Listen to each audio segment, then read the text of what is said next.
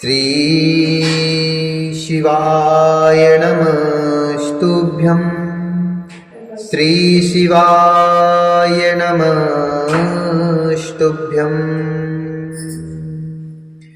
श्री शिव महापुराण में रुद्र संहिता सृष्टि खंड, जो कि द्वितीय संहिता है, इसके 5वें अध्याय में आज हम प्रवेश करेंगे और इसमें वर्णन है नारद जी का शिव तीर्थों में भ्रमण, शिवगणों को शापोद्धार की बात बताना तथा ब्रह्मलोक में जाकर ब्रह्मा जी से शिव तत्व के विषय में प्रश्न करना है।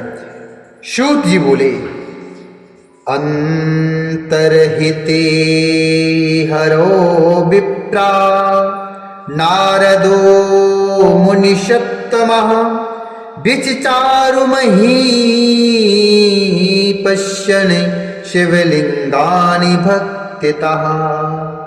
सूत जी बोले, हे महर्षियों, भगवान श्री हरि के अंतर्ध्यान हो जाने पर मुनिश्रेष्ठ नारद शिवलिंगों का भक्ति पूर्वक दर्शन करते हुए पृथ्वी पर विचरण करने लगे। ब्राह्मणों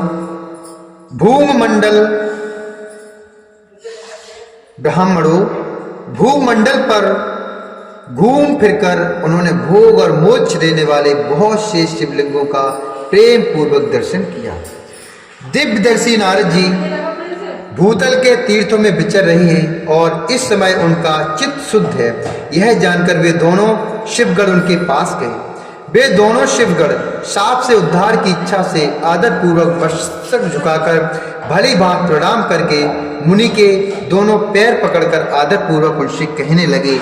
तब शिवगण बोले, ब्रह्मपुत्र सुरसे सुर प्रीत्या वयोर्वचः तवापराध करता रावाम विप्रो नवस्तुता। तवापराध करता रावाम विप्रो नवस्तुता। शिवगण बोले, हे ब्रह्मपुत्र देवर्षि, प्रेम पूर्वक हम दोनों की बातों को सुनिए। वास्तव में हम दोनों ही आपका अपराध करने वाले हैं, ब्राह्मण नहीं हैं। हे मुनि, हे विप्र, आपका अपराध करने वाले हम दोनों शिव के गण हैं। राजकुमारी श्रीमती के स्वयंवर में आपका चित्त माया से मोहित हो रहा था। उस समय परमेश्वर की प्रेरणा से आपने हम दोनों को शाप दे डाला। वहां कुसमय जानकर हमने चुप रहना जाना ही उचित समझा और अपने जीवन की रक्षा का उपाय समझा। इसमें किसी का कोई दोष नहीं है, हमें अपने कर्म का ही फल प्राप्त हुआ है। हे प्रभु, अब आप प्रसन्न होइए और हम दोनों पर अनुग्रह और कृपा कीजिए। तब सूत जी बोले, बच आकरण्य गणयोरति भक्त्युक्त मादरात प्रत्यवाच मुनि प्रीत्या पश्चाताप मवाप्यसः। सूत जी बोले, उन दोनों गणों के द्वारा भक्ति पूर्वक कहे गए वचनों को सुनकर पश्चाताप करते हुए देवर्षि नारद प्रेम पूर्वक कहने लगे। नारद जी बोले, शृणुतं मे महादेवी गणौ मान्यतमौषतां वचनं सुखदं मोह निर्मुक्तं च यथार्थकम्। पुरा मम मति भ्रष्टा सीच्छवीच्छावसाद ध्रुवम् सर्वथा मोहमापन्नः सप्तवान वाम कुशे मुषि। नारद जी बोले, आप दोनों महादेव के गण हैं और सत्पुरुषों के लिए परम सम्मानी हैं। अतः मेरे मोह रहित एवं सुखदायक यथार्थ वचन को सुनिए। पहले निश्चय ही शिवेच्छा बस मेरी बुद्धि भ्रष्ट हो गई थी और मैं सर्वथा मोह के वशीभूत हो गया था। इसीलिए आप दोनों को कुबुद्धि वाले मैंने शाप दे दिया। हे शिवगणों, मैंने जो कुछ कहा है वह वैसा ही होगा, फिर भी मेरी बातें सुने। आपके लिए शापोद्धार की बात बता रहा हूं। आप लोग आज मेरे अपराध को क्षमा कर दें। मुनिवर, विश्रवा के वीर से जन्म ग्रहण करके आप संपूर्ण दिशाओं में प्रसिद्ध कुंभकर्ण रावण राक्षस राज का शरीर प्राप्त करेंगे और बलवान वैभव से युक्त तथा परम प्रतापी होंगे। समस्त ब्रह्मांड के राजा होकर शिव भक्त एवं जितेंद्री होंगे और शिव के ही दूसरे स्वरूप श्री विष्णु के हाथों मृत्यु पाकर आप फिर दोनों अपने पद पर प्रतिष्ठित हो जाएंगे। सूत जी बोले, हे महर्षियों, इत्याकरण्य मुनिर्वाक्यम नारदस्य महात्मनः उभौ हरिगणौ प्रीतौ स्वं पदम जगतोर्मुदा। सूत जी बोले, हे महर्षियों, महात्मा नारद मुनि की है बात सुनकर वे दोनों शिवगण प्रसन्न होकर सानंद अपने स्थान को लौट गए। नारद जी भी अत्यंत आनंदित होकर अनन्य भाव से भगवान शिव का ध्यान तथा शिव तीर्थों का दर्शन करते हुए बारंबार भूमंडल में विचरने लगे।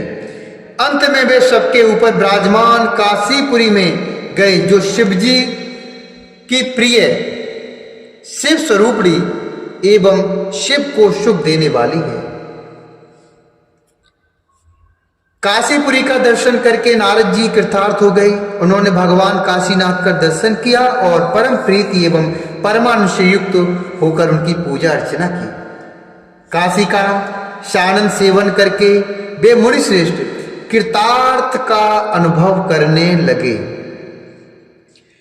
समुदाह सेविताम काशीम कृतार्थो मुनिषत्तमः नम्न वर्णयन् भक्त्या स्मरन् प्रेम विवलः। काशी का सानंद सेवन करके वे मुनि श्रेष्ठ कृतार्थ का अनुभव करने लगे, अर्थात कृतार्थता का अनुभव करने लगे और प्रेम से विवल होकर उसका नमन, वर्णन तथा स्मरण करते हुए ब्रह्मलोक को गए। निरंतर शिव का स्मरण करने से शुद्ध बुद्धि को प्राप्त देवर्षि नारद ने वहां पहुंचकर विशेष रूप से शिव तत्व का ज्ञान प्राप्त करने की इच्छा से ब्रह्मा जी को भक्तिपूर्वक नमस्कार किया और नाना प्रकार के स्तोत्रों द्वारा उनकी स्तुति करके उनसे शिव तत्व के विषय में पूछा। उस समय नारद जी का हृदय भगवान शंकर के प्रति भक्ति भावना से भरपूर था। नारद जी बोले, ब्रह्मन् ब्रह्म स्वरूपज्ञ पितामह जगत प्रभो